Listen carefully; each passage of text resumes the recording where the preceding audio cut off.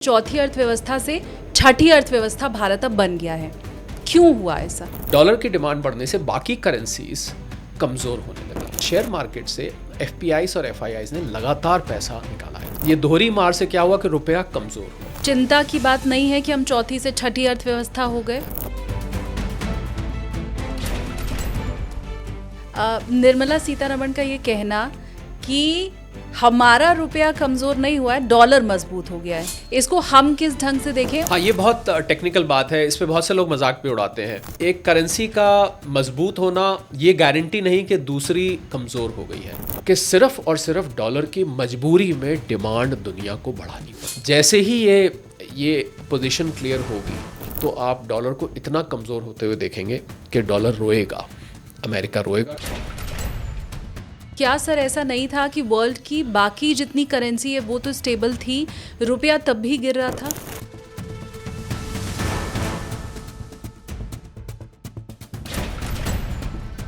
America जो खुद तेल का सबसे बड़ा उत्पादक देश है, वहां पर कैसे ऑयल प्राइस बढ़ गए हैं? डोनाल्ड ट्रंप को सप्लाई की प्रॉब्लम नहीं है, पर डोनाल्ड ट्रंप को कीमत मजबूरी में वही देनी पड़ रही है जो अंतर्राष्ट्रीय बाजार में कीमत तय हो रही है। अब मात्र 0.5% की ग्रोथ अमेरिकन अर्थव्यवस्था की है। क्या इसका असर वहां अमेरिका से यहां भारत तक पड़ने वाला है? ये 0.5% भी नहीं है, ये रिसेशन में है। अभी अगर इंडियन गवर्नमेंट ये कह रही है कि हम 7.5% की ग्रोथ रेट लेके आगे चल रहे हैं, यहाँ किस माइका लाल के पास हिम्मत है कि वो सरकार को जाकर के पूछे कि ऑडिट हमें करना है, अब तुम बताओ ये नंबर तुम कहाँ से आंकड़े निकाल के लाए हो? हाँ, इसका जवाब है मेरे पास। और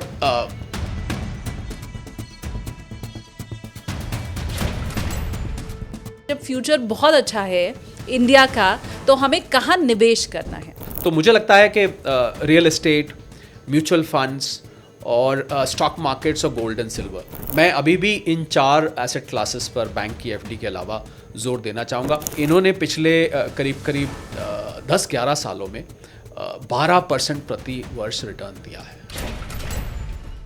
कि फ्यूचर में कौन सा फील्ड ऐसा है, कौन सा सेक्टर ऐसा है जो ज़्यादा रिटर्न देने वाला है? क्योंकि आपने पूछा है तो मुझे जवाब देना पड़ेगा। I think gold and silver. Bernstein की तरफ से एआई को लेकर जो चिंता जाहिर की गई, उन्होंने क्लियरली ये कहा है कि एआई के क्षेत्र में भारत सिर्फ कंज्यूमर ही बन पा रहा है। क्या शरद कोहली सर भी ये मानते हैं?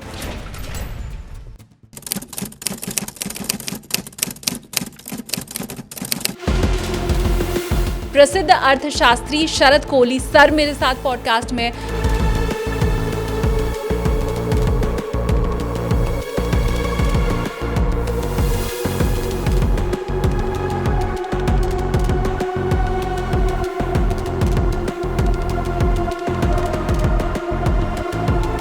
सर बहुत स्वागत है आपका। Thank you so much. आज सबसे पहले शुरुआत तो मैं इस बात से ही करने वाली हूँ कि हम सब इस उम्मीद में थे कि हम विश्व की चौथी सबसे बड़ी अर्थव्यवस्था हो गए हैं, अब हमें तीसरे की ओर आगे बढ़ना है, पर अचानक से हम ऐसा फिसले कि चौथी अर्थव्यवस्था से छठी अर्थव्यवस्था भारत अब बन गया है। क्यों हुआ ऐसा? डॉलर को कसूरवार ठहराइए। डॉलर इसमें विलन है, क्योंकि ये नापा डॉलर में जाता है और भारत जब चौथी बना था तो 4 ट्रिलियन डॉलर को उसने पार किया था। और 4 ट्रिलियन इस समय जब हम बात करें तो 4.15 4.2 के हम आसपास हैं। पर हुआ क्या कि ये जब से ये युद्ध छिड़ा तो डॉलर की डिमांड बढ़ी। देखिए, आपको मैं यहाँ बताना चाहूँगा और आपके सभी फॉलोअर्स भी और सब्सक्राइबर्स को कि एक करेंसी का मजबूत होना और एक करेंसी की प्राइस ज़्यादा होना दो अलग अलग बातें हैं। ये बहुत ही टेक्निकल बात है।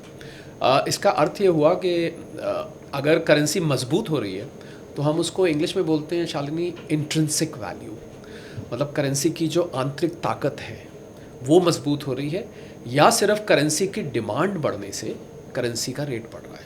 किसी भी चीज़ का डिमांड बढ़ती है तो रेट बढ़ता है। तो हुआ क्या कि युद्ध की वजह से जब क्रूड ऑयल $65-70 था और बढ़ के 100, आज भी हम बात कर रहे हैं, आपका वीडियो शायद 1-2 दिन में लाइव हो, थोड़ा बहुत ऊपर नीचे हो सकता है, $108-109 चल रहा है इस समय। तो आप सोचिए कि $65-70 से बढ़ के ये $108-109 आ गया, तो हम करीब करीब $40 ऐड हो गया है।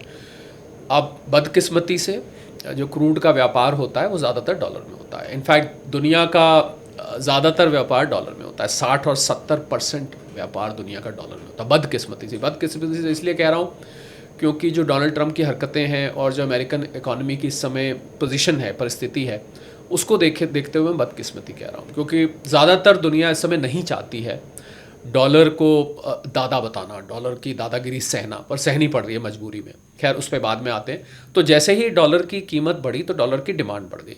डॉलर की डिमांड बढ़ने से बाकी करेंसीज कमज़ोर होने लगी, यानी कि उनके रेट गिरने लगे। अब मैं कमज़ोर शब्द का भी इस्तेमाल नहीं करूँगा, मैं कहूँगा उनके रेट गिरने लगे।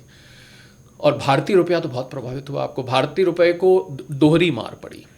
एक मार पड़ी जब ये क्रूड ऑयल की कीमत बढ़ी तो हमें डॉलर ज़्यादा खरीदने पड़े। आपको याद होगा कुछ दिन पहले रिजर्व बैंक ऑफ इंडिया ने भारतीय बैंकों को बोला कि आपने जो फॉरवर्ड कॉन्ट्रैक्ट्स लिए हुए हैं, शायद बहुत से लोग नहीं जानते होंगे, मैं बता दूं कि करेंसी में भी डेरिवेटिव ट्रेडिंग होती है, यानी कि स्पेकुलेशन करेंसी में भी की जाती है। तो उन्होंने उनको बोला कि आप अपने करेंसी कॉन्ट्रैक्ट्स जो है $100 मिलियन से ज़्यादा के, उनको 10 अप्रैल से पहले स्क्वायर अप करी। तो आपने देखा होगा रुपया जो एक समय 95 जाने लगा था, वो गिर के फिर 92-93 के बीच में आ गया था। तो दोहरी मार ये पड़ी कि एक तरफ क्रूड ऑयल की वजह से हमें डॉलर ज़्यादा ज़रूरत पड़ने लगे, और दूसरी मार ये पड़ी कि शेयर मार्केट से FPIs और FIIs ने लगातार पैसा निकाला है। तो आप जानते ही हैं, आपने बाकी एक्सपर्ट से भी बात की होगी, मैं भी पहले बता चुका हूँ, लगातार यहाँ से पैसा जा रहा है। इसी वजह से भारतीय स्टॉक मार्केट प्रेशर में रही है। तो ये दोहरी मार से क्या हुआ कि रुपया कमज़ोर हुआ। अब मैं कमज़ोर शब्द का इस्तेमाल कर लेता हूँ क्योंकि हम उसको मैथमेटिकली नाप रहे हैं, वो नीचे आया। इधर क्या हुआ कि जो जापानीज़ येन और UK का पाउंड, वो भी डॉलर के मुकाबले कुछ कमज़ोर हुए, पर उतने नहीं हुए जितना भारतीय रुपया हुआ। उस पर दोहरी मार नहीं पड़ी, उन पर सिंगल मार पड़ी। उनको खाली क्रूड ऑयल की मार पड़ी, हमारे ऊपर दोहरी पड़ी। तो उससे क्या हुआ कि भारतीय अर्थव्यवस्था जो इस समय 4.12 ट्रिलियन डॉलर के आसपास है, इन दो अर्थव्यवस्थाओं को शालिनी हमने पीछे छोड़ा था। पहले हमने UK को पीछे छोड़ा था, UK से हम आगे निकल गए थे जब हम 5वीं बने थे। फिर हमने जापान को पीछे छोड़ा था, जब हम जापान से आगे निकल गए थे तो हम कूद के चौथी पर आ गए थे। यानी हमसे आगे सिर्फ थे US, चाइना, जर्मनी और उसके बाद भारत था। तो इन दो की करेंसीज क्योंकि हमसे उतनी कमज़ोर नहीं हुई जितना भारतीय रुपये हुआ, और बदकिस्मती से इस GDP को नापा डॉलर में जाता है। तो अब आप गणित समझ रहे हैं। तो उनकी अर्थव्यवस्था हमसे 4.15 को ओवरटेक कर गई। UK और जापान दोनों हमसे आगे निकल गए। तो अब हम 6ठे नंबर पर सरक के आ गए। पर इसमें समझने वाली बात क्या है, क्योंकि मैं एक इकोनॉमिस्ट हूँ और मुझे मालूम होता है कि UK और जापान, ये दोनों अर्थव्यवस्थाएं जो हमसे आगे निकली हैं, इनकी जो ग्रोथ की रफ्तार है वो बहुत ही ख़राब है, बिल्कुल भी ठीक नहीं है। तो अगर हम इसको इस तरीके से कहें शालिनी कि मैथमेटिकली हम 6ठे पे आ गए हैं, परंतु अगर हम स्ट्रेंथ वाइज देखें, यानी कि जो पहले पोजीशन थी हम वहीं के वहीं हैं, क्योंकि डॉलर के मजबूत होने से और इन दो करेंसीज के खेल से हम नीचे आ गए। अब बहुत से लोग ये कह सकते हैं शालिनी इसमें कि भाई ठीक तो है, ये अपने आप को वैसे ही चौथी बताते थे। कहाँ चौथी थी? यहाँ तो देखिए ना, 80 करोड़ 81 करोड़ 30 लाख लोगों को तो आज भी 5 किलो अनाज मिलता है सरकार की तरफ से। तो भाई कहाँ, वो सब बातें, वो एक अलग डिस्कशन है। पर अगर हम वो जो चौथी जब हम बता रहे थे उसी बात को कांस्टेंट मानकर चलें तो ये सच है कि अब हम 6ठी पर आ गए हैं और मैथमेटिकली आ गए हैं। जैसे ही थोड़ा सा रुपया मजबूत होगा, आप हम इनको जल्दी ओवरटेक करते हैं। ऐसे समझिए कि वो जो आपने कभी रेस देखी है ओलंपिक में हो रही होती है, जो खासकर 100 मीटर्स 200 मीटर्स की, तो बड़ी तेज़ धावक वहाँ पर दौड़ रहे होते हैं। और क्या होता है, जब 2-3 लोग बहुत क्लोज होते हैं तो एक उनकी वो टेप लगा होता है, एक रिबन लगा होता है जिसको उनको टच करना होता है। तो कई दफ़े इतना क्लोज होता है कि आपको बहुत गौर से रिवाइंड करके देखना पड़ता है कि किसकी चेस्ट ने पहले उस रिबन को टच किया। तो कुछ ऐसा है, कुछ ऐसा समझिए, बहुत नज़दीक है। आपको कभी भी ये सुनने को मिल सकता है कि फिर हम 5वीं हो गए या फिर हम चौथी हो गए। तो कुछ इस तरीके का खेल है। तो ये चिंता की बात नहीं है कि हम चौथी से 6ठी अर्थव्यवस्था हो गए? नहीं, क्योंकि हम उनसे तेज़ रफ्तार से बढ़ रहे हैं। जो दोनों हमसे आगे निकले हैं, जापान भी और UK भी, इनकी करेंसीज की खेल की वजह से हम नीचे आए हैं। कोई चिंता की बात नहीं है। थोड़ा सा देखिए, जो युद्ध की वजह से जो वैश्विक स्लो डाउन है, जो ग्लोबल स्लो डाउन है, वो तो है ही है, पर उन्होंने UK और जापान की इकोनॉमी को ज़्यादा इम्पैक्ट किया है स्लो डाउन ने। भारतीय अर्थव्यवस्था को भी इम्पैक्ट किया है। ऐसा नहीं है कि हम युद्ध से अछूते हैं। मैं यहाँ पर शालिनी, जो गैस की लाइनें हैं और जो पेट्रोल डीजल की समस्या है उसके हट के बोल रहा हूँ, बाकी सेक्टर्स को भी प्रभावित किया। हमारे फर्टिलाइजर्स, हमारे एक्सपोर्ट्स, हमारे इंपोर्ट में, यहाँ तक कि आप करिए कि पानी की बॉटल जो आप इस्तेमाल करते हैं, मिनरल वाटर की बॉटल, उसमें जो पॉलीमर उसको पैक करने में यूज़ होता है, कांच की बॉटल में कोई चीज़, तो इस तरीके की चीज़ें भी प्रभावित हुई हैं। आज मैं पढ़ रहा था कहीं कि PCBs जो प्रिंटेड सर्किट बोर्ड्स होते हैं, जो ज़्यादातर इलेक्ट्रॉनिक उपकरणों में इस्तेमाल किए जाते हैं, वो तक प्रभावित हुआ। यूरिया की कीमत हमारी डबल हो गई है, जिस रेट पे हम यूरिया इंपोर्ट कर रहे थे तो वो डबल हो गया है। तो लगभग हर सेक्टर को प्रभाव पड़ा है। परंतु उन देशों से अभी भी हमारी बहुत अच्छी ग्रोथ की, अगर मैं लगाऊं, अब GDP के नंबर्स तो वैसे आते रहते हैं हर क्वार्टर के बाद, आपने देखा होगा।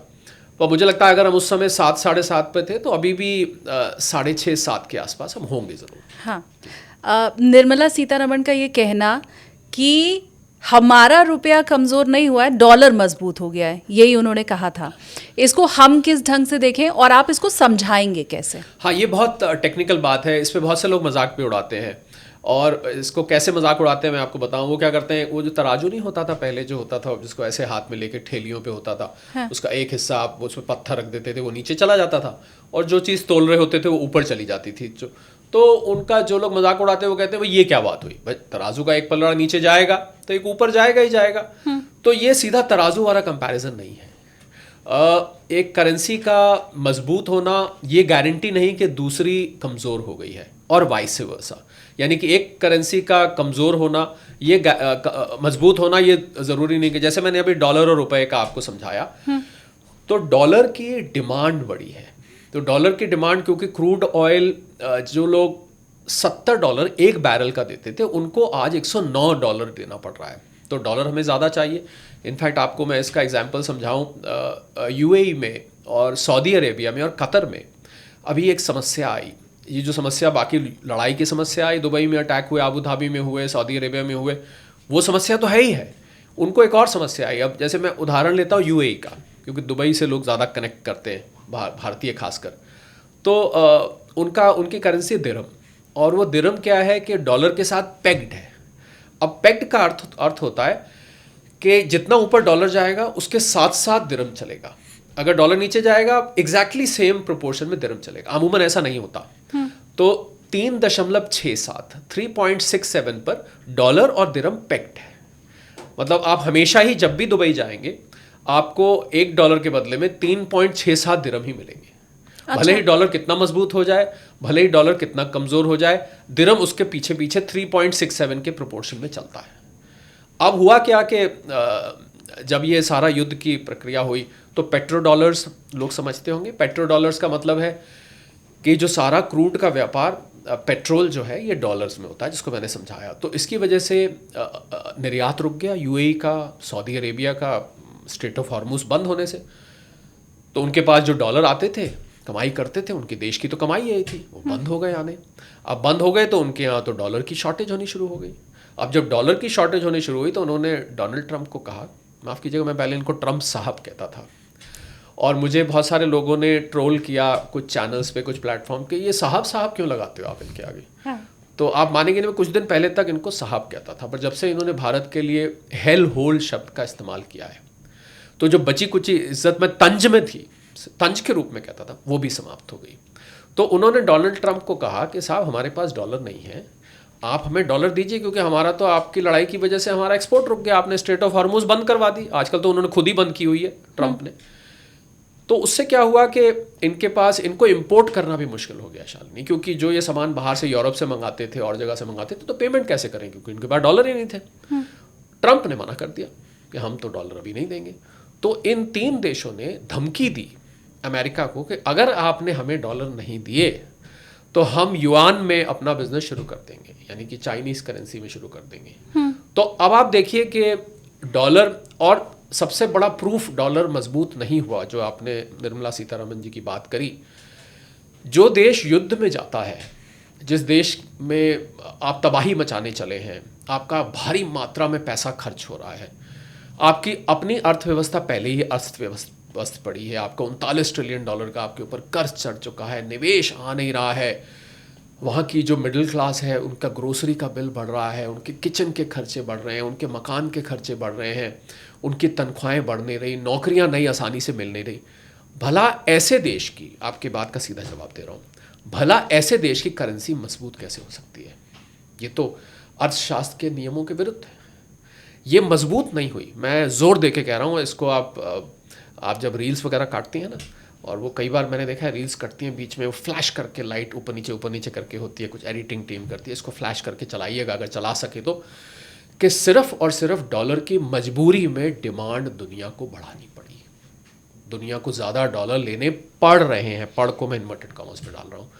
और जैसे ही ये पोजीशन क्लियर होगी, अब मैं आता हूँ असली बात पर, तो आप डॉलर को इतना कमज़ोर होते हुए देखेंगे कि डॉलर रोएगा, अमेरिका रोएगा, क्योंकि ये जो आर्टिफिशियल डिमांड क्रूड के बढ़ने की वजह से डॉलर की क्रिएट हो रही है, ये डिमांड जैसे ही सबसाइड होगी, और डोनाल्ड ट्रंप के सामने ना दो बड़ी ऑपोजिट परिस्थिति खड़ी हो गई है। एक तरफ तो उनके डॉलर की बल्ले बल्ले हो रही है, जिसे देखिए डॉलर चाहिए, क्रूड किसको नहीं चाहिए, डॉलर ज़्यादा। दूसरी तरफ उनके सामने समस्या ये हो रही है कि इस डॉलर के मजबूत होने से उनके अपने यहाँ भी, हालांकि अमेरिका दुनिया का सबसे बड़ा क्रूड का उत्पादक है, तो आप जानते होंगे, राइट, पर सप्लाई की प्रॉब्लम नहीं है, पर कीमत का क्या करें? $1.06 पूरे अमेरिका की मैंने एवरेज निकाली, सारी स्टेट्स की, 50 स्टेट्स की, और आप मानेंगे नहीं कि एक 25% वहाँ पर गैस, हम लोग पेट्रोल डीजल बोलते हैं, वो लोग गैस बोलते हैं, गैसोलीन बोलते हैं, हम लोग लीटर में नापते हैं, वो लोग गैलन में नापते हैं।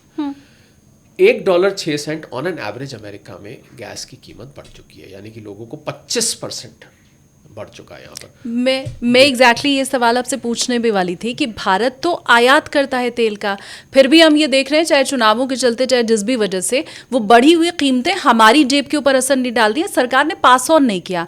अमेरिका जो खुद तेल का सबसे बड़ा उत्पादक देश है, वहां पर कैसे ऑयल प्राइस बढ़ गए हैं? क्योंकि प्राइस का गुलाम तो वो भी है।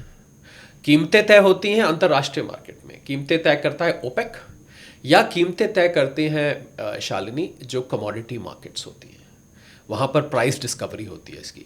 तो डोनाल्ड ट्रंप को सप्लाई की प्रॉब्लम नहीं है, पर डोनाल्ड ट्रंप को कीमत मजबूरी में वही देनी पड़ रही है जो अंतर्राष्ट्रीय बाजार में कीमत तय हो रही है, अपनी कंपनियों को भी। मतलब अमेरिका की जो कंपनीज हैं जो ऑयल का उत्पादन करती हैं, वो इस समय मुनाफे में है और अमेरिका की सरकार घाटे में है। सरकार घाटे में है, क्योंकि सरकार अगर निजी कंपनियों से खरीद रही है तो उनको देना पड़ रहा है, तो इसीलिए तो ट्रंप परेशान है। तो एक तरफ ट्रंप खुश होते हैं कि अभी मैं होते हैं पे नहीं आया, कुछ एक आध बार उन्होंने कैसी बकवास करी तो मैं होता है पे आ जाऊंगा। तो एक तरफ तो ट्रंप खुश वो दिन जल्दी आए सर। तो नहीं, पर मैं ये नहीं चाहता कि और कोई भारत के बारे में बकवास करे हो। तो एक तरफ जहां उनका डॉलर की डिमांड बढ़ती है तो वो खुश होते हैं, दूसरी तरफ जब क्रूड की कीमत बढ़ती है तो उनको दुख होता है। और आपको क्या लगा कि ट्रंप का, देखिए ये जो युद्ध हुआ था ये किस लिए हुआ था? रजीम चेंज के लिए। आपको शुरू में जो ये राग माला जपते थे, रजीम चेंज करेंगे, न्यूक्लियर प्रोग्राम्स नहीं होंगे। अब युद्ध कहाँ आ गया है? स्ट्रेट ऑफ हॉर्मुज पर। वो भूल गए रजीम चेंज, खामिनाई की जगह खामिनाई आ गए, घायल है जो भी है तो खामिनाई ना अभी, तो रजीम चेंज भूल गए, न्यूक्लियर का राग अभी भी जपते हैं, पर मेनली अब स्ट्रेट ऑफ हॉर्मुज का है। तो स्ट्रेट ऑफ हॉर्मुज ये क्यों खुलवाना चाहते हैं? बीच में तो उन्होंने ये भी बयान दिया था, स्ट्रेट ऑफ हॉर्मुज जिसको खुलवानी है खुलवा लो जाके, जिसको खुलवानी है अपने आप खुलवा, हम क्यों पैसा खर्च करें। पर ये क्यों वापस स्ट्रेट ऑफ हॉर्मुज में, क्यों ये वहां पर अपना बैरियर डाल के बैठ गए, नाकाबंदी डाल के बैठ, पुलिस वाले डाल जाते हैं ना सड़क पे, बैठ जाते हैं रात को, ट्रैफिक जैम करते हैं, निकलने के पहले पैसे दो, पैसे दो, और खामखा के लिए रोक के, आपने देखा होगा वो बैठ के एक तरफ अपना बीड़ी पी रहे होते हैं और दूसरी तरफ ट्रैफिक जैम लगा होता है। तो अपना वहां जाके बैठ गए बैरिकेडिंग लगा के। क्यों? क्योंकि इनको जो लोकल इलेक्शंस हैं, इनके मिड टर्म इलेक्शंस, प्राइमरी शुरू हो चुके हैं, वहाँ पर इनको एक खतरा हो गया है कि जो एनर्जी प्राइसेस बढ़ने से वहाँ पर इन्फ्लेशन बढ़ रहा है, वो इनको परेशान कर रहा है। इसलिए ये स्ट्रेट ऑफ हॉर्मुज खुलवाना चाहते हैं। इनके ऊपर अंतर्राष्ट्रीय प्रेशर भी है और इनके ऊपर डोमेस्टिक प्रेशर भी है, क्योंकि जैसे ही स्ट्रेट ऑफ हॉर्मुज, एक दिन आपको याद होगा बीच में खुला था, जब ईरान ने हटा ली थी, इन्होंने नाकाबंदी करी नहीं थी, तो आपने देखा होगा क्रूड ऑयल की प्राइसेस जो आज हम बात करें 109 पे है, वो $85-86 पे आ गई थी। तो जैसे ही स्ट्रेट ऑफ हॉर्मुज खुलेगा, तुरंत आप देखेंगे क्रूड ऑयल की प्राइसेस नीचे आएंगी और इनके मन में एक राहत की सांस आएगी कि अब हम एनर्जी प्राइसेस यूएस में कम कर सकते हैं। तो ये क्यों, ट्रम्प को क्या ऐसी, ये बाय द वे ट्रम्प ऐसा नहीं है कि चैरिटी करने वाला आदमी है कि दुनिया में जाके लोगों की भलाई के लिए चलो हम क्रूड की प्राइस कम करवा लेते हैं। He is not that kind of a person, he is a very selfish person. बहुत ही स्वार्थी व्यक्ति है, केवल और केवल अपने पहले बारे में तो सोचता है। $1 बिलियन से थोड़ी फालतू शालिनी इस व्यक्ति की नेटवर्थ थी जब ये राष्ट्रपति बने थे, चलिए अभी मैंने कहा कुछ टाइम के लिए थे रखते हैं। आज इस व्यक्ति की नेटवर्थ $7.4 बिलियन हो चुकी है। तो पहले तो ये अपने लिए स्वार्थी है, थोड़ा बहुत ये मागा के लिए स्वार्थी है, जो इनका make America great again group है वहाँ पर। कभी कभी देश की बात मुंह से निकल जाती है पर उससे कोई मतलब नहीं है, बेसिकली अपने लिए खाली सोचना है। तो आप क्या समझते हैं, दुनिया के ऊपर एक चैरिटी करने जा रहे हैं स्ट्रेट ऑफ हॉर्मुज खुलवा के कि हम खुलवाएंगे इसको तो दुनिया का भला होगा? Forget it, he is only thinking of himself. सिर्फ और सिर्फ शालिनी ये अपना सोच रहे हैं। इनको अपने देश में चिंता हो रही है कि हमारे यहाँ क्रूड ऑयल किसी तरह सस्ता हो जाए तो यहाँ पर महंगाई कम हो जाए। अब मैं वापस अगर रुपए के वैल्यू के ऊपर आती हूँ, तो क्या ये पूरा जो युद्ध का संकट है उसके पहले की तस्वीर भी जब हम उठा के देखते हैं तो क्या सर ऐसा नहीं था कि वर्ल्ड की बाकी जितनी करेंसी है वो तो स्टेबल थी, रुपया तब भी गिर रहा था? हाँ, तब रुपया गिर रहा था। वो जो 2 कारण मैंने बताया उसमें से एक कारण से, क्योंकि ये जो विदेशी संस्थागत निवेशक हैं जिनको हम FPIs और FIIs कहते हैं, फॉरेन इंस्टीट्यूशनल इन्वेस्टर्स और फॉरेन पोर्टफोलियो इन्वेस्टर्स, इनकी बिकवाली लगातार 2024 के सेकेंड हाफ से चल रही है और पूरे 2025 में चलती रही। तो जब क्या होता है देखिए, रुपए की गिरावट जो आपने पहले सवाल पूछा था और डॉलर की मजबूती, 2 अलग अलग चीज़ें हैं। हालांकि कॉज इफेक्ट एक ही है, जैसे कि तराजू का एक पल्ला ऊपर किया तो दूसरा नीचे जाएगा ही जाएगा, रुपया कमज़ोर होगा। पर डॉलर की डिमांड इन विदेशी संस्थागत निवेशकों के लगातार बिकवाली की वजह से डॉलर की डिमांड बढ़ी हुई है। तो डॉलर की डिमांड बढ़े होने से आपको रुपया कमज़ोर होता यहाँ से दिखाई दे रहा था। रुपया मैं यूँ कहूँ कि रुपया सस्ता होता दिखाई दे रहा था। कमज़ोर शब्द नहीं इस्तेमाल करता मैं, सस्ता इस्तेमाल करता हूँ। तो इसलिए बिल्कुल ठीक आपने कहा, पर अब दोहरा रीज़न हो गया है। आपने देखा नहीं कि अब जो गिरने की रफ्तार है वो पहले से ज़्यादा तेज़ हो गई, क्योंकि उसमें एक और कारण जुड़ गया, वो था क्रूड ऑयल के महंगे होने का। तो अब 2 कारण मिलके, इंग्लिश में एक वर्ड होता है हम इस्तेमाल करते हैं शालिनी, डबल वैमी। तो ये डबल वैमी एक तरह से पड़ रहा है, मतलब दोहरी मार जिसको कहते हैं हिंदी में। एक तरफ से क्रूड ऑयल के लिए हमें डॉलर ज़्यादा देने पड़ रहे हैं, दूसरी तरफ से हमें ये विदेशी संस्थागत निवेशक लगातार पैसे निकाल रहे हैं भारतीय शेयर मार्केट से। और आपकी इजाज़त हो तो मैं इस पर कमेंट कर दूं, जो भारतीय, अगर आपने कोई शेयर मार्केट से संबंधित अलग से सवाल लिया हुआ है तो मैं इसको उसमें कवर करूंगा, पर क्योंकि अब यहाँ पर जिक्र आ गया है तो आपकी इजाज़त से मैं यहाँ जिक्र कर दूं। हमारी शेयर मार्केट, आपको एक इंटरेस्टिंग फिनोमिना बताऊं, इन विदेशी इन्वेस्टर्स की हिस्सेदारी मार्केट में एक ज़माने में करीब 20-25% हुआ करती थी। आज ये हिस्सेदारी, और उस समय हमारी मार्केट शालिनी 25-26 हज़ार के बीच में थी, मैं निफ्टी की बात कर रहा हूँ। आज हमारी मार्केट अभी भी 24 हज़ार पर खड़ी है, जबकि ये लोग लाखों करोड़ रुपए निकाल चुके हैं। तो अगर आप मैथमेटिक्स लगाएं ना, मतलब जब 25-26 हज़ार निफ्टी के बीच में थी, जो लोग मार्केट को फॉलो करते हैं समझते हैं उनके लिए बहुत काम की बात होगी है। 25-26 हज़ार के बीच में जब थी तो इन लोगों ने, इनकी हिस्सेदारी करीब 20-25% के करीब थी। आज इनकी हिस्सेदारी 15-16% आ चुकी है। इतनी बिकवाली करी है, इतनी बिकवाली करी है। क्या रजौरी गार्डन में सेल लगती होगी दिवाली पर जो इन्होंने सेल लगाई है। इतनी बिकवाली के बाद भी हम 24 हज़ार पे आए। अगर मैथमेटिकली मैं इस नंबर को लूँ शालिनी, तो हम गिर कर इस समय, निफ्टी की बात कर रहा हूँ, हमें 15-18 हज़ार आ जाना चाहिए था। अब जो बात मैं कहना चाह रहा था, तो हम 24 हज़ार पे क्यों है? क्योंकि जितना इन लोगों ने माल बेचा है उससे ज़्यादा माल हमारे जो देसी बॉयज़ हैं, जो डोमेस्टिक इंस्टीट्यूशनल इन्वेस्टर्स, उन्होंने ख़रीदा है। तो मैं कहने ये जा रहा था कि हमारी मार्केट धीरे धीरे आत्मनिर्भर बनती जा रही है। अब हम विदेशियों पर कम निर्भर हैं। और मैं देखिए एक स्टॉक मार्केट एनालिस्ट भी हूँ। मैं PTI को हफ्ते में 2-3 बार मार्केट राउंड अप देता हूँ, तो बहुत सारे प्लेटफॉर्म्स पे बोलता हूँ मार्केट के लिए। और मार्केट को बहुत क्लोजली मैं और मेरी टीम फॉलो भी करते हैं, ना केवल भारतीय मार्केट को बल्कि हम अंतर्राष्ट्रीय मार्केट, डाउ हो गया, जापान का निक्केई हो गया, बीच में सारी कैक, टैक्स, हैंसेंग, सबको फॉलो करते हैं। मुझे लगता है कि भारतीय मार्केट के लिए बहुत ही हेल्दी साइन है ये शालिनी, कि हम अब विदेशी पैसे पर कम निर्भर धीरे धीरे होते जा रहे हैं। तो जहाँ एक और इनकी बिकवाली दो नुकसान कर रही है, एक और मार्केट को वो प्रेशर डालती है, नीचे आती है मार्केट, दूसरी ओर रुपया कमज़ोर होता है, रुपया सस्ता होता है, वहाँ फ़ायदा ये कर रही है कि ये भारतीय मार्केट को आत्मनिर्भर बनाती जा रही है। आगे की ग्रोथ फिर आप इंडिया की कैसे देख पा रहे हैं? आपको क्या लगता है कि किस दर से भारत आगे विकास करेगा? देखिए, अभी जो परिस्थिति युद्ध की है उसमें भारत की अर्थव्यवस्था पर दबाव है। ये तो सरकारी तंत्र से भी हमें समय समय पर सुनने को मिलता है। रिजर्व बैंक ऑफ इंडिया के गवर्नर तक यही बोलते हैं, बहुत सारी रेटिंग एजेंसीज इस बात को बोलती हैं कि प्रेशर रहेगा। तो मुझे लगता है हम फिर भी 6 से 7% के बीच में, अगर ये शालिनी युद्ध चलता भी रहा तो हम 6 से 7% की ग्रोथ में हम रहेंगे। मुझे लगता है आने वाले 10 साल भारत के हैं और इस रफ्तार से आपको कोई भी बड़ी अर्थव्यवस्था ग्रो करती नहीं दिखाई देगी। चाइना भी इस समय हमसे पीछे है। चाइना लगभग 4.5-5% पे ग्रो कर रहा है। और चाइना के ना मुझे नंबर्स पे बहुत यकीन नहीं होता है, क्योंकि चाइना बहुत ओपेक इकोनॉमी है, मतलब बिल्कुल भी पारदर्शी नहीं है। वहाँ पर आप बताइए कौन सा भारतीय मीडिया चैनल, कोई भारतीय प्लेटफॉर्म मीडिया का वहाँ जाता है, वहाँ के वित्त मंत्री का इंटरव्यू लेता है? कभी आपने सुना है पिछले कुछ सालों? मैंने तो नहीं सुना। Never. तो जब एक अर्थव्यवस्था इतनी ओपेक हो तो वहाँ की ग्रोथ की रफ्तार पे शालिनी यकीन करना ना थोड़ा सा कठिन हो जाता है। पर चलिए मान लेते हैं जो वो कह रहे हैं ठीक है, तो भी वो 5% पे ग्रो कर रहे हैं। तो मुझे लग रहा है भारत की अर्थव्यवस्था डिस्पाइट ऑल द प्रॉब्लम्स, मतलब ये जो अंतर्राष्ट्रीय प्रॉब्लम्स है, क्योंकि हम शालिनी अपने आप में एक दुनिया है। 140-45 करोड़ लोग, अगले साल गिनती आ जाएगी आपको और मुझे मिला के भारत में कितने लोग हैं।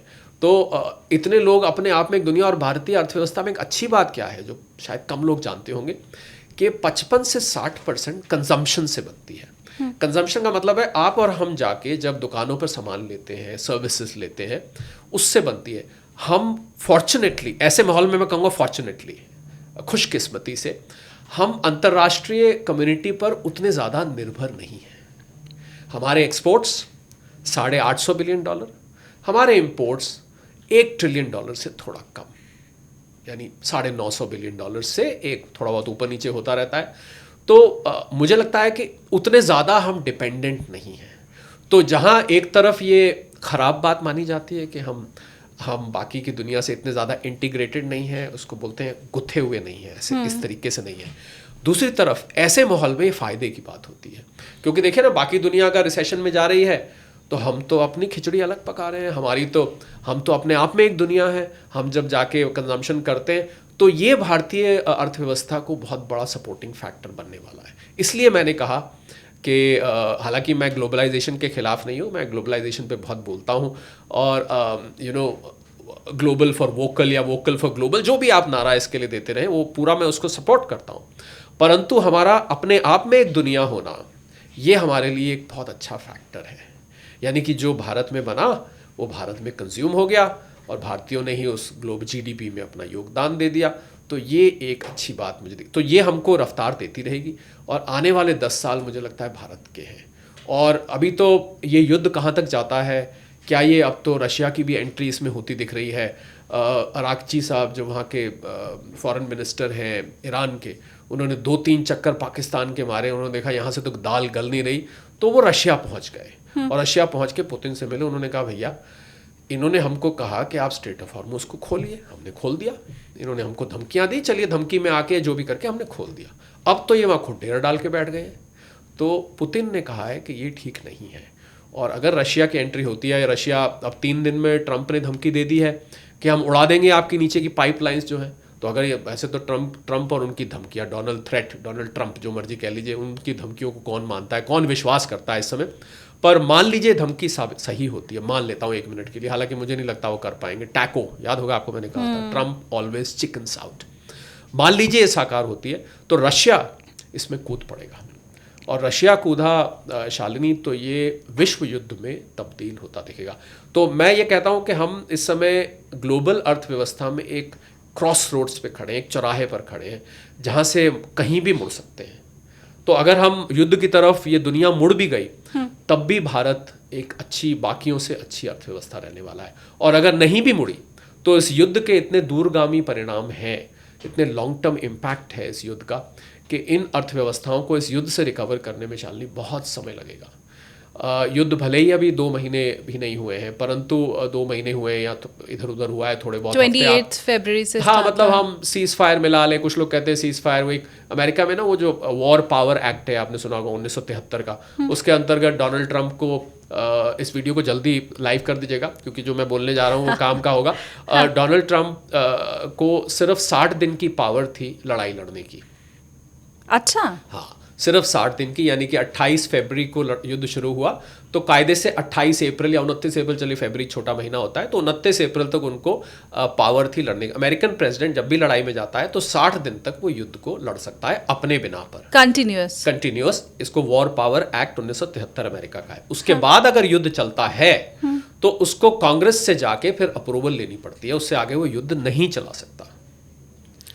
अब इसमें एक दो कैच ये है कि क्योंकि इन्होंने जब 28 फरवरी को युद्ध शुरू हुआ था तो इन्होंने कांग्रेस से अप्रूवल एक आध दिन बाद लिया था, तो कुछ कहते हैं चलो भाई 28 अप्रैल नहीं 1 मई तक इनके पास पावर है। हाँ। एक कैच और निकल के आ रहा है इसमें कि क्या ये जो सीज फायर का टाइम है ये भी उसमें मिलाया जाएगा चलते हुए युद्ध में, कि नहीं मिलाया जाएगा? इस पे अमेरिकन कॉन्स्टिट्यूशन पढ़ने वाले जो हैं इसका विश्लेषण कर रहे हैं। आपको अगले 2-3 दिन में पता लग जाएगा। मेरे हिसाब से 1 मई के बाद ये युद्ध नहीं लड़ सकते हैं, पर डोनाल्ड ट्रंप है, वो डोनाल्ड ट्रंप ही क्या जो सबकी बात मान ले, वो डोनाल्ड ट्रंप ही क्या जो कॉन्स्टिट्यूशन को मान ले, वो डोनाल्ड ट्रंप ही क्या जो कानून को मान ले। तो इसलिए मैं नहीं मानता, पर टेक्निकली ये वहाँ तक तो अगर तो युद्ध यहाँ से आगे नहीं बढ़ता है तो इन अर्थव्यवस्थाओं को बहुत समय लग जाएगा इस नुकसान से रिकवर करने में।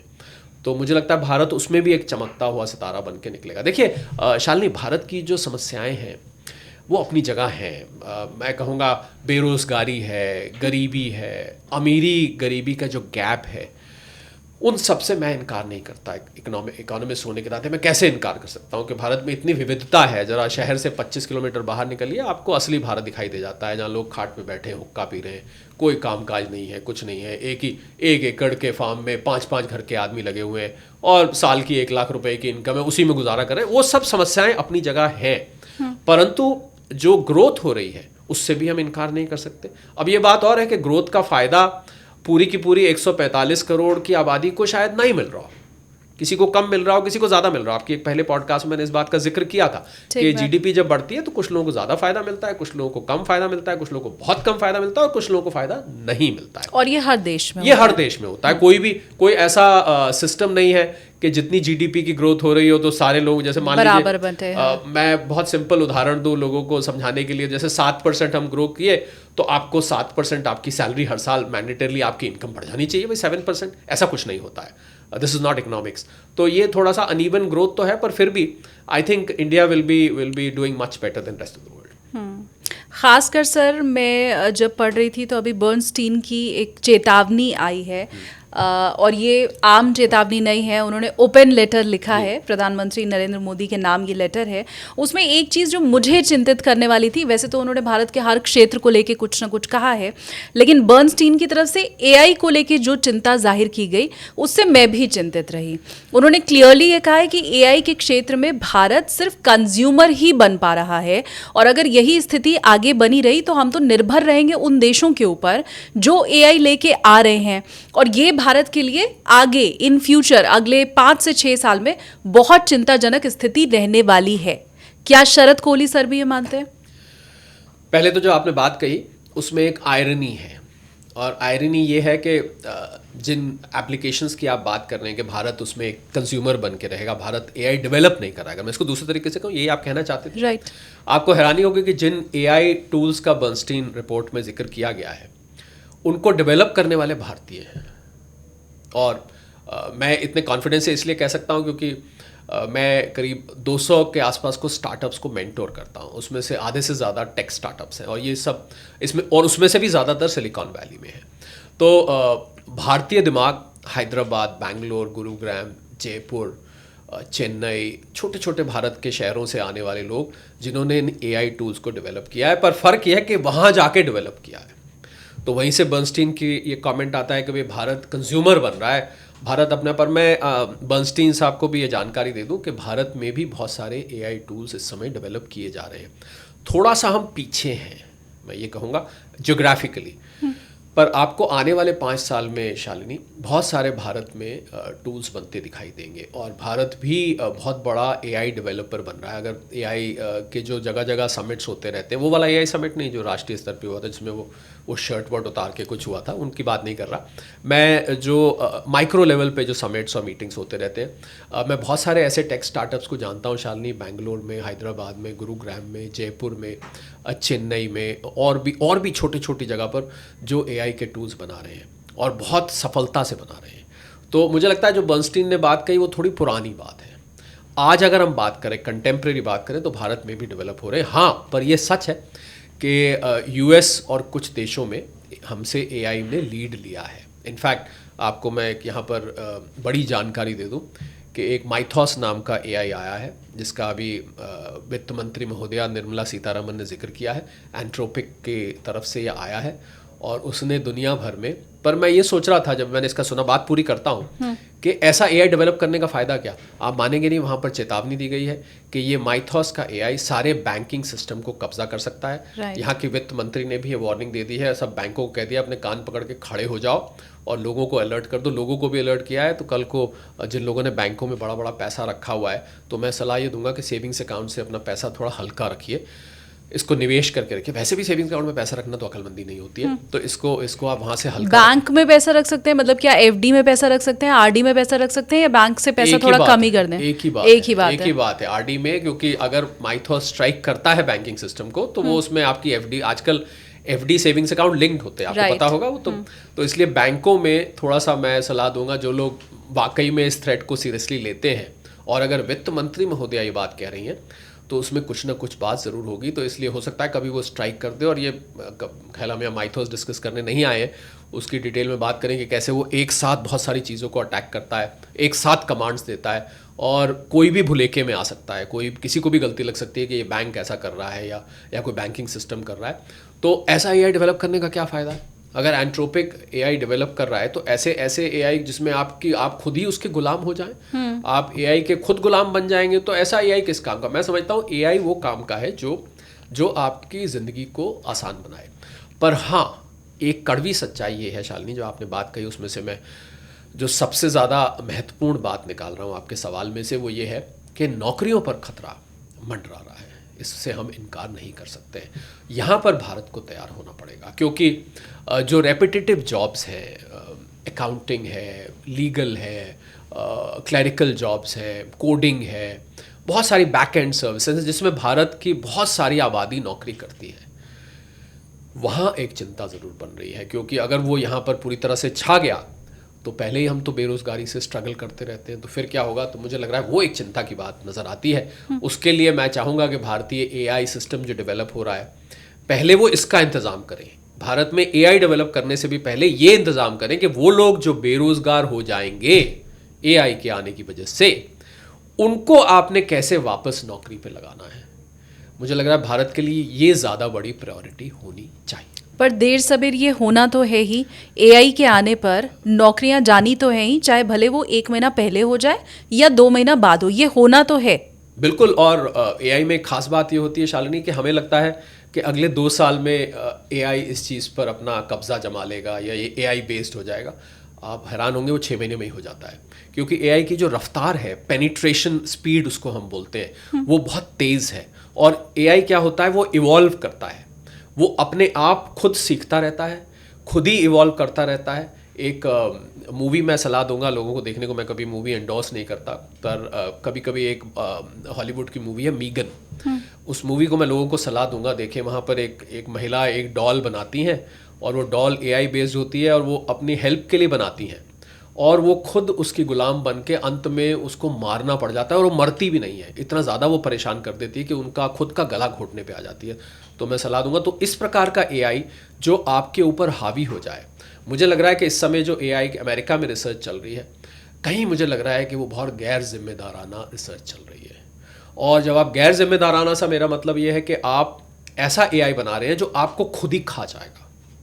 और आईटी कंपनीज की बात हो रही थी ना, तो आईटी कंपनीज में जो विडंबना है आयरनी जिसको कहते हैं, जिन कंपनीज ने एआई को बनाया, आज वही कंपनीज उनकी वैल्यूएशंस, उनका बिजनेस मॉडल सवाल के घेरे में आ चुका है। सोचिए, ये तो ऐसा हुआ जिस माता ने पुत्र को पैदा किया या बच्चे को पैदा किया, वो पुत्र या बच्चा ही मातृ भक्षक बन गया।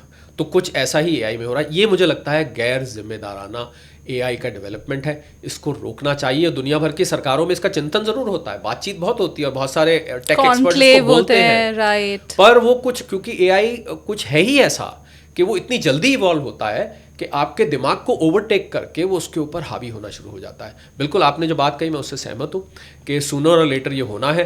तो मैं आपके आज इस पॉडकास्ट के माध्यम से जितने भी फॉलोअर्स, व्यूअर्स, सब्सक्राइबर्स हैं और जो भी आपके साथ लोग जुड़े हुए हैं, आपकी खुद की कंपनी में जो लोग काम करते हैं, उन सबको मैं ये चेताना चाहूँगा कि अपनी अपनी स्किल्स को अपग्रेड कर कर रखें।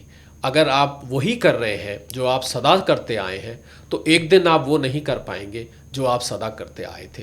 तो फिर आप क्या करेंगे आगे जाके, आपके लिए समस्या खड़ी हो जाने वाली है। सो आई थिंक रीस्किलिंग, अपस्किलिंग।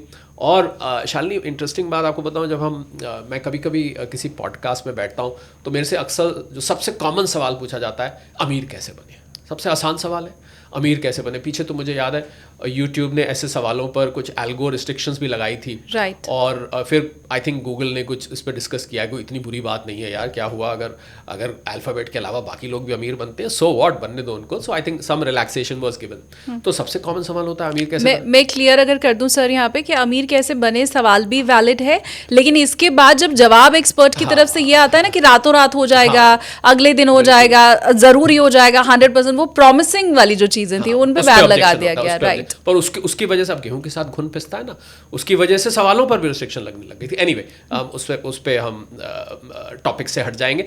तो सबसे कॉमन जब सवाल आता है कि अमीर कैसे बने, तो उसमें मेरा जो टॉप 3-4 सलाह होती हैं, उसमें होती है कि आप अपने ऊपर पैसा खर्च नहीं करते हैं। आप अपने आप को तो ट्रेन करते ही नहीं है। आपने ये सोचा कि मैंने जो 18-21 साल पढ़ाई करी है वो काफ़ी है। अरे भाई, मैंने तो पढ़ लिया, मैंने ग्रेजुएशन कर लिया, मैंने स्कूल इतने साल गया, इतनी क्लासों के एग्ज़ाम दिए, उसके बाद मैंने पीजी किया, कोई टेक्निकल कोर्स किया, इंजीनियरिंग करी, मैंने मेडिसिन, जो भी करा। पर वो ये भूल जाते हैं कि ये जो लर्निंग प्रोसेस है ये लाइफ लॉन्ग है। अब आप देखिए ना, आपको नहीं तो एआई बता देगा आपको, आप मत पढ़ें, आपको एआई बता देगा, वो आपसे ज़्यादा पढ़ा लिखा आ जाएगा और फिर आपकी नौकरी ले जाएगा, आपका काम काज ले जाएगा। So I think reskilling and upskilling is the only answer to this. इसका कोई जवाब शालिनी नहीं है। मैं बिल्कुल कैटेगोरिकल कह रहा हूँ और डंके की चोट पे कह रहा हूँ कि नौकरी बचानी बहुत मुश्किल हो जाएगी, क्योंकि वो कौड़ियों में काम हो जाता है। जिस काम में एक कंपनी को मिला, उनका महीने का जो स्टाफ बिल था वो 12 लाख रुपए था पर मंथ वो देते थे। अभी छोटी कंपनी थी, 8-10 करोड़ की टर्नओवर थी, 12 लाख रुपए महीने का उनका बिल था। आप मानेंगे नहीं, उसमें ना तो मैं नाम ले सकता ना मैं डिटेल बता सकता हूँ for the sake of confidentiality. उनका बिल एआई अप्लाई करने के बाद गिर कर 35,000 रुपये महीना रह गया, क्योंकि वो एप्लीकेशंस उन्होंने एक बार ली, उसका उन्होंने सब्सक्रिप्शन लिया। 35,000, 12 लाख से 35,000। उनके यहाँ काम करते थे करीब 40-45 लोग, आज वहाँ पर 2 लोग काम करते हैं। तो आप सोचिए, जो लोग वहाँ से छोड़ के गए उन्होंने कहीं और नौकरी ढूंढी होगी, वहाँ भी एआई आ जाएगा, फिर क्या करेंगे। So I think the answer is reskilling. तो मैं, आपने जो सवाल पूछा बहुत काम का सवाल है, और मैं बिल्कुल इस चीज़ को, आपने कहा कि शरद कोहली का क्या मानना है, बिल्कुल यही मानना है कि अगर आप अपने आप को ट्रेन नहीं कर रहे हैं तो नौकरी खतरे में आ सकती है। मैं आप ही के 2 सवालों को जोड़ के, आपके 2 जवाब को जोड़ के अब अगला एक सवाल पूछने जा रही हूँ, क्योंकि ये दोनों ही बात आपने डंके की चोट पे कही है। पहला कि भारत की अर्थव्यवस्था शानदार आगे बढ़ती रहेगी। अगले 10 साल में भारत की जो प्रगति है वो बाकी देशों को अगर हम कंपेयर करें तो इंडिया सबसे अच्छी ग्रोथ रहने वाला है। दूसरा, ये बात भी आप डंके की चोट पे कह रहे हैं कि एआई नौकरियां खाएगा, बेरोजगारी आएगी, और वो लोग जो अपनी स्किल मजबूत नहीं करते हैं उनको आगे नौकरी मिलने में समस्या होगी। अब इन दोनों बातों को अगर मैं जोड़ूं तो करती हैं, किस तरफ जाऊं मैं? हाँ, कॉन्ट्रडिक्ट कर रही हैं। एक तरफ आप कह रहे हैं कि भाई अगले 10 साल भारत की अर्थव्यवस्था भारत के हैं, दूसरी तरफ भारत में नौकरियां भी जाएंगी। तो इसका तो बड़ा आसान जवाब है शालिनी। आप एसकेटी पॉडकास्ट अगर देख रहे हैं और उसमें अगर आपको कोई आके बता रहा है कि आप अपस्किलिंग या रीस्किलिंग करिए, तो आप ये क्यों मान के चल रही हैं कि लोग इस बात को सुनेंगे नहीं? नहीं सुन रहे हैं क्योंकि नहीं सुनेंगे? नहीं। आपको लगा कि मैंने अभी अंकित अवस्थी सर के साथ पूरा पॉडकास्ट एआई का ही किया कि कैसे आपको एआई सीखना चाहिए, आप वो सीख के क्या कर सकते हैं। पर हकीकत यही है सर, मानिए आप मेरी बात, एक आम भारतीय सुबह से शाम तक नौकरी कर रहा है, 9 घंटे की जगह उसको ओवर टाइम 10 घंटे 11 घंटे का करना पड़ रहा है। फिर बाकी बचे समय में वो या तो नेटफ्लिक्स देख रहा है या मूवी देखने जा रहा है, मतलब वीकेंड वो अपना इंजॉय कर रहा है। ये स्किल सीखना, एआई सीखना, कोई नया कोर्स करना, मैं व्यूअर से चाहती हूँ कि वो मुझे कमेंट करके बताएं कि कितने लोग ऐसे हैं जो कर रहे हैं वो खाना पूर्ति के लिए कर रहे हैं। मैं अब ये बात डंके की चोट पे कह रही हूँ। आज मैं आपके व्यूअर्स के साथ हो जाता हूँ, और व्यूअर्स के साथ कैसे हो जाता हूँ, 1 मिनट के लिए मुझे आप उन्हीं में मिला लीजिए। देखिए, हमारे भारत में ना एक छोटी सी प्रॉब्लम है, आपकी बात का जवाब दे रहा हूँ, don't feel I am narrating a story. वो ये है कि हम लोगों को ना 11th आवर पे काम करने की आदत है। आपने देखा होगा, बिजली का बिल आता है, 5 तारीख ड्यू डेट है, तो वो 4 तारीख को जागेंगे, बिल आ गया पिछली 25 तारीख को।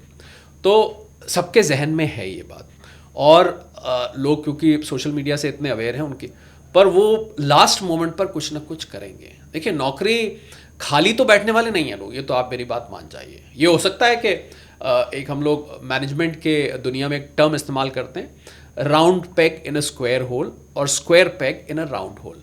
इसका मतलब होता है आपने जो चीज़ सीखी है, हो सकता है आप ठीक उस प्रकार का काम नहीं कर रहे हो, round peg in a square hole. तो खाली कोई नहीं बैठेगा, नौकरी जाएगी, पर कुछ ना कुछ वो करेंगे। 11th आवर से मेरा मतलब ये था कि जब बिल्कुल मुसीबत सिर पर आ जाएगी ना, तब वो हाथ पैर मारेंगे।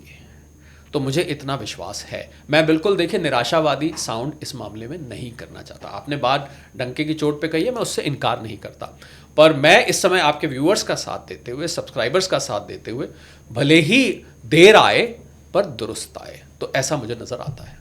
ठीक है, अब मैं अमेरिका की अर्थव्यवस्था से भारत की अर्थव्यवस्था को जोड़ते हुए अगर आपसे ये समझना चाहूँ, क्योंकि डेटा अमेरिकन अर्थव्यवस्था का ये बता रहा है कि 2025 की जो चौथी तिमाही रही है उसमें 0.5% सिर्फ ग्रोथ रहा है अमेरिका का।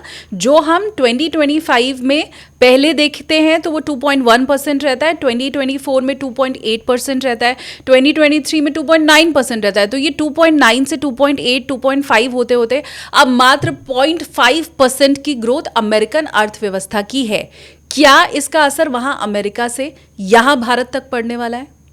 पहली बात तो ये आंकड़े गलत हैं, मैं इन आंकड़ों से सहमत नहीं हूँ। एज एन इकोनॉमिस्ट मैं ग्लोबल इकोनॉमी भी एनालाइज करता हूँ, ये आंकड़े झूठ हैं। ये 0.5% भी नहीं है, माइनस है। ये रिसेशन में है। किसी की इज्जत का सवाल है, किसी के इलेक्शन जीतने का सवाल है, किसी के मिड टर्म का सवाल है, किसी की साख दाव पे लगी हुई है, किसी को अपनी तारीफ कराने का बहुत शौक है, कोई अपने आप को हमेशा सराहता रहता है, कोई अपनी पीठ हमेशा थपथपाता रहता है। ऐसा व्यक्ति कैसे रिसेशन स्वीकार कर सकता है? मुझे एक बात बताइए, अब ऑनेस्टली, अब मैं आज 1 मिनट के लिए रोल रिवर्सल कर देते हैं, मैं पॉडकास्टर बन जाता हूँ, आप मेरी गेस्ट बन जाती है। मेरे सवाल का जवाब दीजिए। आप तो जर्नलिज्म से जुड़ी रही हैं, तो आपको पता है कि किसी वित्त मंत्रालय का या सरकार का प्रोटोकॉल कैसे चलता है। मुझे बताइए, अगर आज अमेरिका का वित्त मंत्रालय कहता है कि हम 0.5% पर हैं, क्या किसी माई के लाल में ये ताकत है कि वो ट्रेजरी सेक्रेटरी के साथ बैठ जाए, उनके दफ्तर में चला जाए और बताए, और मुझे अपने कंप्यूटर पे, सिस्टम पे बता दो, बताना आपने 0.5% कैसे निकाला? ये क्या किसी माई के लाल में हिम्मत है? इसमें माई के लाल में मैं वर्ल्ड बैंक को भी ले रहा हूँ, मैं IMF को भी ले रहा हूँ, मैं मूडीज़ को भी ले रहा हूँ, मैं S&P को ले रहा हूँ। हालांकि ये तो अमेरिकन ही है ज़्यादातर इसमें से। अमेरिका का ज़्यादातर इन सब जो मैंने नाम लिए, इन सब में बड़ा स्टेक है। क्या कोई सिद्ध कर देगा इसको जाके? आप सिद्ध कर सकती हैं कि 0.5% है? आप गारंटी ले सकती हैं इस चीज़ की? नहीं। हालांकि इसका काउंटर में आपके पूरे जवाब के बाद एक दूसरा सवाल पूछ के, हाँ, तो पहले मैं इसको पूरा कर लूँ। राइट। तो मुझे लगता है कि ये आंकड़ा ठीक नहीं है। American economy is already in recession, क्योंकि जब आप वहाँ पर लोगों से बात करते हैं, देखिए, जब लोगों से बात करेंगे तो वो कहते हैं हमारे पास नौकरियाँ नहीं है, और मुझे लग रहा है शालिनी के स्टैगफ्लेशन हो गया है। स्टैगफ्लेशन इज स्टैग्नेंसी और इन्फ्लेशन मिला के बहुत ही खतरनाक इकोनॉमिक एक सिचुएशन होती है। दोनों तरफ से प्रेशर पड़ता है, एक तरफ आपकी ग्रोथ नहीं हो रही और दूसरी तरफ आपको महंगाई की मार पड़ रही है। तो रिसेशन क्या होता है कि मांग भी गिरती है, अर्थव्यवस्था भी गिरती है, नौकरियां भी नहीं आती वगैरह। रिसेशन तो सब लोग जानते हैं, मंदी जिसको कहते हैं। ये स्टैगफ्लेशन उससे भी ज़्यादा खतरनाक है। मुझे लग रहा है अमेरिकी अर्थव्यवस्था इस समय स्टैगफ्लेशन में है, यानी कि उनकी ना केवल जीडीपी रुक गई है या नीचे नेगेटिव चली गई है, बल्कि महंगाई की मार भी साथ साथ पड़ रही है। 39 ट्रिलियन डॉलर का जिस अर्थव्यवस्था पर कर्ज हो, हर कुछ महीने में उसको 1 ट्रिलियन डॉलर के करीब वापस भी करना पड़ता है। और आप वहाँ पर जाके देखिए, आप लोगों से बात करेंगे ना अमेरिका में, तो आपको पता लगेगा असलियत क्या है। वो कहते हैं कि अच्छा, अमेरिकन्स का क्या है कि ये लोग, इनको वीकली तनख्वाह मिलती है, आपको शायद पता होगा, इनको हर हफ्ते, आपने ही बताया था मुझे, इनको हर हफ्ते तनख्वाह। तो इनके बजट बड़े फिक्स होते हैं, पहले तनख्वाह आने से पहले ही पूरा, हमारी तरह नहीं जो आया खर्चा कर दिया। इनके पहले बिल्कुल एक कैलकुलेटेड वे में इनके लैपटॉप पे होता है, इतने डॉलर यहाँ, इतने डॉलर यहाँ। जैसे ही कॉस्ट बढ़ती है इनको दिक्कत आ जाती है। एक सर्वे के अनुसार 1,13,000 प्रति व्यक्ति साल की अगर आय हम लेके चलें किसी एक घर की, उसके जो खर्चे, या मैं इससे भी नीचे आऊँ, मैं और मिडिल क्लास पे चला जाता हूँ, 70-75-80 हज़ार डॉलर की एवरेज लेके चलता हूँ। इनके खर्चे जो पहले 60-65 हज़ार थे, अब बढ़ के 1,13,000 हो चुके हैं। तो इधर दे आर बोरोइंग, या तो वो बोरो कर रहे हैं, या वो कोई ओवरड्राफ्ट पर चल रहे हैं, या उनको इस समय अपनी सेविंग्स में डिप करना पड़ रहा है, जो थोड़ी बहुत सेविंग्स है। तो मेरे अनुसार अमेरिकी अर्थव्यवस्था ऑलरेडी रिसेशन में है। एक झूठ ये मैं मानता हूँ। दूसरा झूठ है इनकी जो शेयर मार्केट है। 3 मेन इनके इंडाइसिस हैं, डाउ, S&P और नैस्डैक। ये 3, इनफैक्ट इनका इतनी दादागिरी है कि दुनिया भर की स्टॉक मार्केट्स इनको देख के खुलती हैं। जैसे वो सूरज निकलता है ना, तो लोग जल चढ़ाता है, ऐसे सूरज निकलता है सुबह इनकी इंडाइसिस का। डाउ, S&P क्यूज लेते हैं वर्ल्ड की मार्केट, यूरोप की मार्केट्स। भारत में भी एक गिफ्ट निफ्टी है, आपको पता होगा, वो 24 घंटे ट्रेड करती है। IFSC अहमदाबाद में जो गिफ्ट सिटी बनी है, वहाँ से गिफ्ट निफ्टी। भारतीय मार्केट, सारे मार्केट दुनिया के अमेरिका को देखते रहते हैं, कब सूरज निकलेगा तो हम मानेंगे कि अब दिन हुआ है कि नहीं हुआ है। तो this is the way American market. उस मार्केट में जिसको सब लोग देखते हैं, मुझे लगता है वॉल स्ट्रीट में ऐसी लॉबी है जो इसमें ज़बरदस्ती हवा भरी जा रही है, इसको पंप करी जा रही है। कल भी S&P, नैस्डैक और डाउ ने ऑल टाइम हिट किया है। अब मुझे आप बताइए, आप कह रहे हैं कि आप इतने कॉन्फिडेंस से कैसे, मुझे आप बताइए, अमेरिका युद्ध में है, क्रूड ऑयल प्राइसेस उनको तंग कर रही हैं, महंगाई वहाँ बढ़ी हुई है, 39 ट्रिलियन डॉलर का कर्ज है, लोग महंगाई से हाहाकार मचा हुआ है, एनर्जी प्राइसेस बढ़ी हुई हैं, लोगों का बजट बिगड़ गया है, सब कुछ बिगड़ा हुआ है। पर स्टॉक मार्केट बल्ले बल्ले। अरे भाई, ये स्टॉक मार्केट क्या आप मार्स और वीनस की रीडिंग कर रहे हैं क्या किसी और प्लैनेट के आधार फंडामेंटल्स पे आप चल रहे हैं? ये तो ये जो आर्टिफिशियल पना एक व्यक्ति की वजह से इस अर्थव्यवस्था में है, मैं उसको सिरे से नकारता हूँ, और वो सच नहीं है। दाग अच्छे हैं कहा जाता है, तो ये अगर S&P ऑल टाइम हाई पे इस समय चल रहा है, तो फिर तो अमेरिकन के लिए ठीक ही है। देखिए, 65% लोग अमेरिका में, आप ये पूछेंगे कि क्यों किया जा रहा है, आपने ये तो पूछा नहीं कि ऐसा क्यों कर रहे हैं वो। क्योंकि 65% अमेरिकन्स शेयर मार्केट से जुड़े हुए हैं। भारत की तरह नहीं है जहाँ 20 करोड़ डीमैट अकाउंट्स हैं, कुछ लोग, और एक्टिव तो बहुत कम है, आपको पता होगा, मुझे पता नहीं आप करती हैं कि नहीं करती एक्टिवली स्टॉक मार्केट में, बहुत कम लोग भारत में हैं। वहाँ पर 65% है। तो आपको जनता को खुश करना है, उनके पैसे पे अच्छा रिटर्न देना है, तो बड़ा अच्छा तरीका है, मार्केट को पंप करते रहिए। रोज़ रोज़ जो आपने स्टॉक्स लिए हुए हैं वो बढ़ते जाएंगे, लोग खुश, लोगों की कमाई हो रही है। तो उनको लग रहा है कि जो महंगाई की वजह से लोगों का घाटा हो रहा है, हम किसी तरह स्टॉक मार्केट से अच्छे रिटर्न देकर उसको पूरा कर दें, ये वहाँ पर कोशिश की जा रही है। दाग अच्छे नहीं हैं, ये दाग कपड़े को फाड़ डालेंगे, क्योंकि जैसे ही ये हवा निकलेगी, जो अभी भरी जा रही है हवा, जो आर्टिफिशियली पैसा डाल के, क्योंकि जब भी आप आर्टिफिशियली कोई काम करते हैं तो वो ज़्यादा दिन तक टिकता नहीं है शालिनी। ये भी फूटेगा, क्योंकि कैसे टिकेगा? आप सोचिए ना कि जब आप पैसा कितना डाल, तो ये भी फूटेगा, डॉलर भी फूटेगा, और इनका अहंकार भी फूटेगा। तीनों चीज़ें जब फूटेंगी, तो मुझसे जब ये मैंने कहीं बोला ये तीनों चीज़ों के बारे में, तो मेरे मन में एकदम सोना चांदी आ गया। जो आपके भी चैनल पे काफ़ी उसकी चर्चा होती है, तो एकदम से वो चमकने लग जाएगा। बस इनके फूटने का वेट करना है, सोना चांदी वालों को इनके फूटने का वेट, और ये फूटेगा ही फूटेगा, क्योंकि फंडामेंटल से वॉल स्ट्रीट मैच नहीं कर रही है। 0.5%, अभी तो आपने तो बोला 0.5% GDP, और S&P, नैस्डैक और डाउ ऑल टाइम हाई पे। अरे भाई, आप कौन सी अर्थव्यवस्था के पैमानों पर चल रहे हैं? आप ये तो बताइए ना, क्या आपका देश इस समय युद्ध में नहीं झुका हुआ है?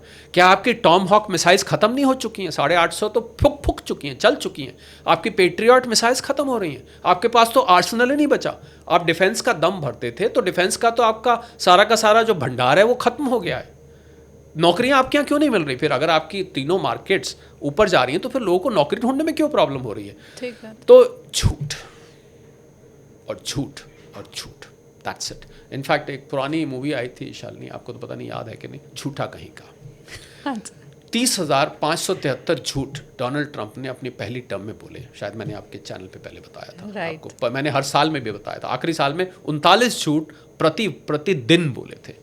तो जो ऐसे झूठ बोल सकते हैं तो बाकी डॉलर्स को झुटलाने में कितनी देर लगती है? आप ऑडिट कर लीजिए उनका जाके, अगर हिम्मत है आपकी तो करिए ना ऑडिट। 0.5% मुझे सिद्ध करिए आपके पॉजिटिव। ये बड़ा खतरनाक ट्रेंड है शालिनी। ये यूरोप में भी देखने को मिल रहा है। क्यों खतरनाक ट्रेंड है मैं आपको बताता हूँ। ये बहुत काम की बात है कि खतरनाक ट्रेंड क्या है कि अब ये नई परंपरा शुरू हो गई है कि अपने आप को रिसेशन में मत दिखाइए। जैसे गर्दन पानी से बस ज़रा सी ऊपर रखनी है किसी तरह। 0.7, आप यूरोप की इकोनॉमीज देखिए, 0.5%, 0.7%। बहुत खतरनाक ट्रेंड है कि रिसेशन में ना दिखा के अपने आप को पॉजिटिव में रखना। ये खतरनाक ट्रेंड इसलिए है क्योंकि इससे लोग भ्रमित होते हैं। अगर वो रिसेशन में दिखाते हैं ना तो फिर उनके यहाँ निवेश नहीं आता है उनकी इंप्रेशन खराब हो जाता है जब वो कहीं जाते हैं। हमारी एक कंपनी इंटरनेशनल एसोसिएशन की मेंबर थी, तो मुझे बहुत रेगुलरली इन गोरों से हर एक दूसरे तीसरे महीने सब मेरे साथ जर्मनी के, इटली के, फ्रांस के लोग, यारी दोस्ती भी थी, हो गए थे हम लोग सब एक ही क्वालिफिकेशन के थे। हम लोग सब उठते बैठते थे। तो आपको हैरानी होगी जब ये लोग, हम लोग डिनर पे जाते थे कहीं पर, तो डिनर पे बैठ के ये चर्चा होती थी। फाइनेंस के लोग थे सारे, इकोनॉमिक्स के थे। ये चर्चा होती थी कि इनमें से किसकी इकोनॉमी, वो ये नहीं देखते कि इसके पास कितना पैसा है या कितना अमीर गरीब है, ये नहीं, इनमें से एक ग्रुप में किसकी इकोनॉमी ज़्यादा बल्ले बल्ले हो रही है, इन लोगों को इतनी चिंता होती है। तो they are trying to manipulate the GDP numbers, ऐसा मुझे नज़र आता है। मुझे लगता है अंतर्राष्ट्रीय स्तर पर कोई एक एजेंसी ऐसी अब आनी चाहिए। यूएन तो ख़त्म हो गया, कोई एक एजेंसी ऐसी चाहिए जो कि इन देश के जीडीपी आंकड़ों को ऑडिट कर सके, क्योंकि ये भ्रमित कर रहे हैं।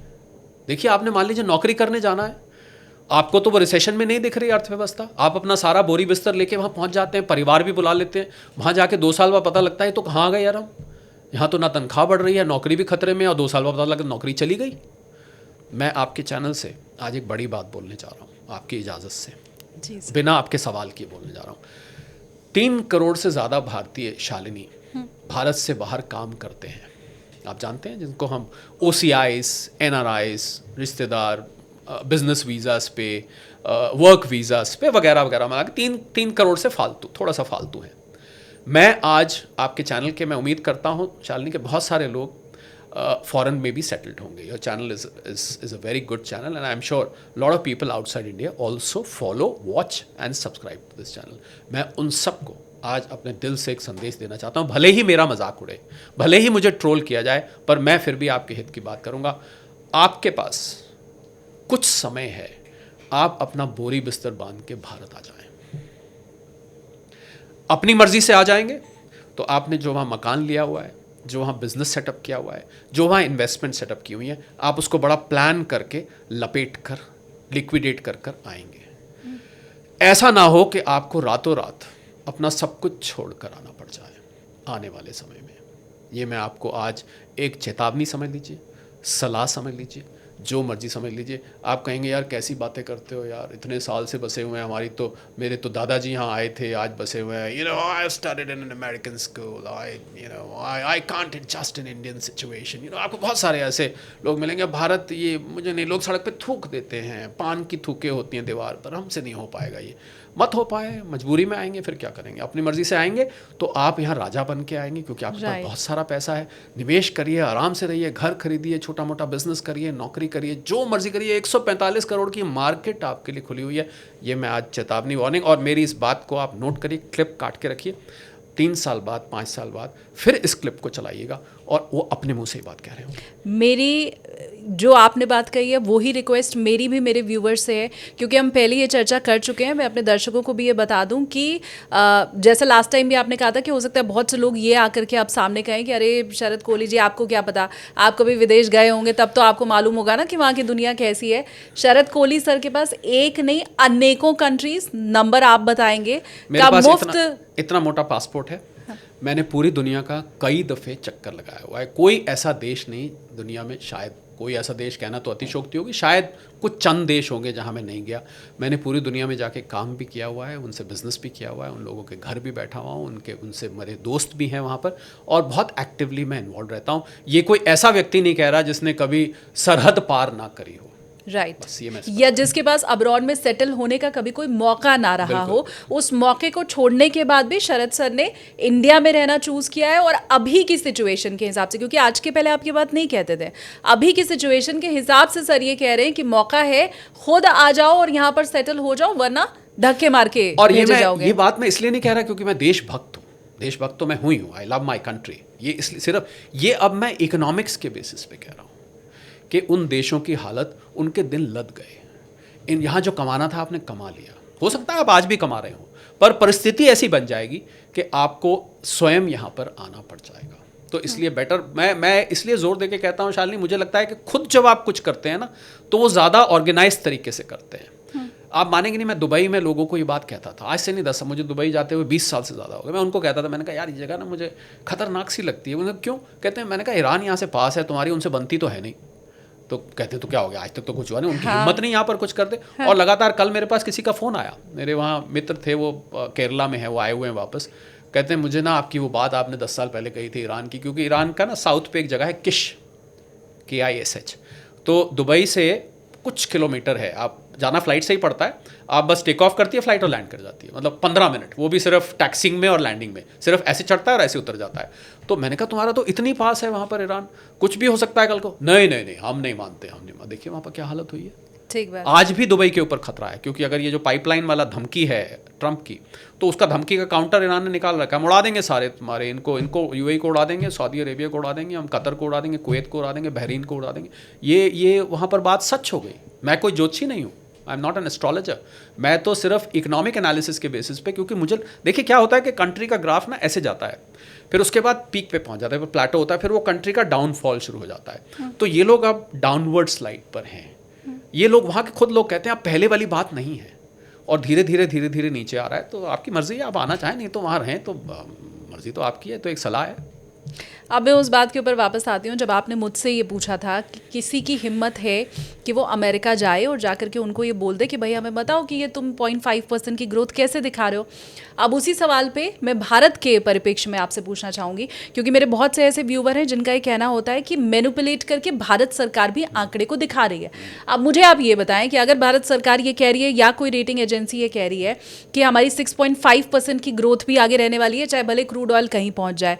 अभी अगर इंडियन गवर्नमेंट ये कह रही है कि हम 7.5% की ग्रोथ रेट लेके आगे चल रहे हैं, इंडिया की GDP बड़ा शानदार कर रही है, तो मुझे आप ये बताएं कि यहाँ किस माइका लाल के पास हिम्मत है कि वो सरकार को जाकर के पूछे कि ऑडिट हमें करना है, अब तुम बताओ ये नंबर तुम कहाँ से आंकड़े निकाल के लाए हो। हाँ, इसका जवाब है मेरे पास, और कठिन सवाल है पर जवाब है। मुझे पता था आप यही पूछने वाली हैं कि मैंने जब माइका लाल वहाँ के लिए कह दिया, तो ये माइका लाल हमारे लिए भी अप्लाई करता है। वो झूठ बोल सकते हैं, हमारे यहाँ भी हो सकता है। क्योंकि क्या है कि हम लोग यहाँ बैठे हुए हैं, और जब यहाँ पर हमारे पास बहुत सारे पैरामीटर्स होते हैं मेजर करने के, और भारतीय अर्थव्यवस्था की तो विडंबना ये है शालिनी कि भारतीय अर्थव्यवस्था को मात्र 10 करोड़ लोग चला रहे हैं। ये जो ग्रोथ की रफ्तार है, ये सारे भारतीय नहीं दे रहे हैं। आपके जवाब का बहुत आसान जवाब, कठिन है पर जवाब आसान हो गया मेरे लिए, क्योंकि ये सच है कि 126 करोड़ लोग 140 करोड़ में से 25,000 रुपये महीने से कम कमाते हैं। कुछ लोग मिलके भारत के ग्रोथ की रफ्तार को चला रहे हैं। ये एक कड़वा सच है जो हमें स्वीकार। तो अब देखिए, आप कहेंगे कि मेरे ऊपर कई बार कमेंट आ जाता है, ये बीजेपी का प्रवक्ता है, ये भक्त है, ये मोदी भक्त है। मैंने देखे मेरे ऊपर कई दफ़े, पर जब आप इकोनॉमिक्स पे बोलेंगे तो आप इकोनॉमिक्स पे बोलेंगे, अगर कुछ लोग मिलकर भारत को चला रहे हैं तो चला रहे हैं। अब इसमें मैं क्या कर सकता हूँ? ये मेरी गलती थोड़ी ना है कि चला रहे हैं, वो भारत की अर्थव्यवस्था का स्ट्रक्चर ही ऐसा है। पर यह सच है शालिनी कि ये 10 करोड़ लोग मिलकर, और ये 10 करोड़ लोग Tier 1 Tier 2 सिटीज़ में रहते हैं।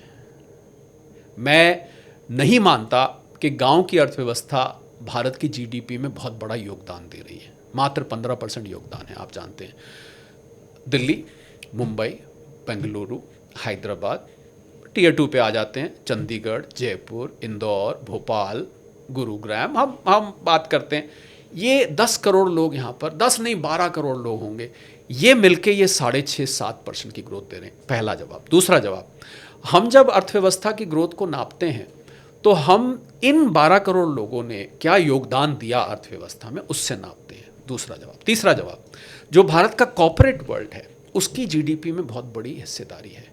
कॉर्पोरेट वर्ल्ड को नापना मुश्किल काम नहीं है। कॉर्पोरेट बैलेंस शीट्स ऑडिट होती हैं, पब्लिक डोमेन में होती हैं।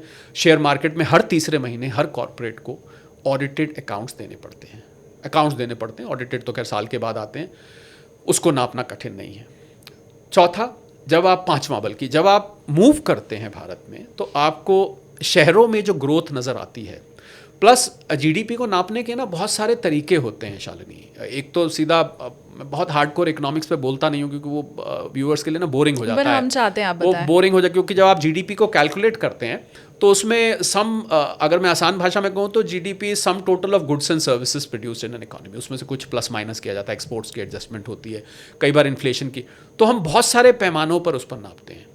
तो देखिए, मैनिपुलेशन है या नहीं है ये तो भारत सरकार का प्रेरोगेटिव है, मेरा प्रेरोगेटिव नहीं है। पर हम लोग सिम्टोमैटिक लेते हैं। सिम्टोमैटिक का मतलब है कि हम क्या जिन शहरों के मैंने नाम लिए, इन शहर में रहने वाले लोगों की ज़िंदगी में पिछले कुछ सालों में परिवर्तन आया है, क्या उनका स्टैंडर्ड ऑफ लिविंग सुधरा है। तो बहुत सारी चीज़ें हैं जिनसे हम नापते हैं। उससे मैं ये तो नहीं कह सकता कि ये सिम्टम्स आपको बता देते हैं कि हम 6.5-7% से हो रहे हैं, जैसे आपने जिन नंबर्स का आपने नाम लिया, पर ये ज़रूर समझ आता है कि यहाँ से इनकी तरक्की काफ़ी हुई है। पर कड़वा सच ये है कि 10% पॉपुलेशन ने भारत की अर्थव्यवस्था को ये रफ्तार दी हुई है। अब आप इसको फ्लिप साइड देखिए, इसकी फ्लिप साइड, मान लीजिए वो 90% जनता जो 25,000 रुपये महीना से या उससे कम कमाती है, अगर वो भी योगदान देने लग जाए, हालांकि योगदान वो देती है, ऐसा नहीं है कि नहीं देती, वो भी जाके ब्रेड दूध खरीदती है, सब्जी खरीदती है, वो भी गुड्स एंड सर्विसेज में कंट्रीब्यूट करती है, पर उनका योगदान बहुत कम है। मैंने मोटे तौर पे बात करी है, ऐसा नहीं कि वो 90% जीडीपी में कंट्रीब्यूट नहीं करते, कोई ये ना समझ ले। मान लीजिए वो भी मेन स्ट्रीम में कंट्रीब्यूट करना शुरू कर दें, तो आप सोचिए देश की रफ्तार कहाँ पर जाएगी। तो इसलिए यहाँ पर उसको छुपा पाना शालिनी बहुत मुश्किल है। भले ही हमें ऑडिट करने का वो माई का लाल मैं ना बनूँ, पर मेरे से वो छुपा पाना, एक इकोनॉमिस्ट से छुपा पाना मुश्किल है, क्योंकि हमारे पास बहुत सारी चीज़ें, हमारे पास टैक्स कलेक्शंस होती हैं, हमारे पास जीएसटी कलेक्शंस हम ऑब्जर्व करते हैं, हम स्टैंडर्ड ऑफ लिविंग देखते हैं। मैं जिस व्यक्ति से, छोड़िए सब कुछ, अच्छा सब कुछ छोड़िए, मैंने एक बार, मुझे किसी मंच पे बुलाया गया इसी बात पे बोलने के लिए जो आपने बोला, तो एक पॉलिटिकल मंच था, पार्टी का नाम नहीं लेता मैं पॉलिटिक्स से जुड़ा हुआ नहीं हूँ, ना मेरा पॉलिटिक्स से कोई लेना देना है, मेरे परिवार के कुछ लोग हैं जो शायद पॉलिटिक्स से संबंधित है, मैं I am a very A political person. तो मैंने बड़ी अच्छी एक बात कही और बड़ी इकोनॉमिक, मैंने कहा आप बताइए कि 10 साल पहले, मोदी सरकार को 10 साल हुए थे तो मुझे कहीं बोलने के लिए बुलाया गया था, तो मैंने कहा आप बताइए 10 साल पहले 2014 में आप कहाँ काम करते थे, तो सब लोग ना सिर खुजाने लगे, बैठे थे 200-300 लोग, तो सिर खुजाने लगे। मैंने कहा, मैंने सवाल किया, मतलब लाइक अ पहेली, मैंने कहा आप कहाँ थे, तो किसी ने कहा 10 साल पहले मैं उस कंपनी में था, मैं उस कंपनी में था, मैं ये बिज़नेस करता था, मैं ये करती थी, वगैरह वगैरह। मैंने कहा आप बताइए, आपको याद है आप 10 साल पहले कितना कमाते थे। अब ये भी बड़ा मुश्किल होता है, अब 10 साल पहले आपकी तनख्वाह क्या थी, पर मोटा मोटा याद होता है कि 10 साल पहले मेरी, थोड़ा सा दिमाग पे जोर डालें तो याद आ जाता है, ये कमाई ज़रूर याद आ जाती है। मैंने कहा आप मुझे छोड़िए, आप भारत की अर्थव्यवस्था छोड़िए, जीडीपी छोड़िए, मोदी सरकार छोड़िए, इस बार मोदी सरकार, नारे वारे, अच्छे दिन बुरे दिन सब छोड़िए, आप मुझे बताइए आप 10 साल पहले जहाँ थे और आज आप जहाँ खड़े हैं।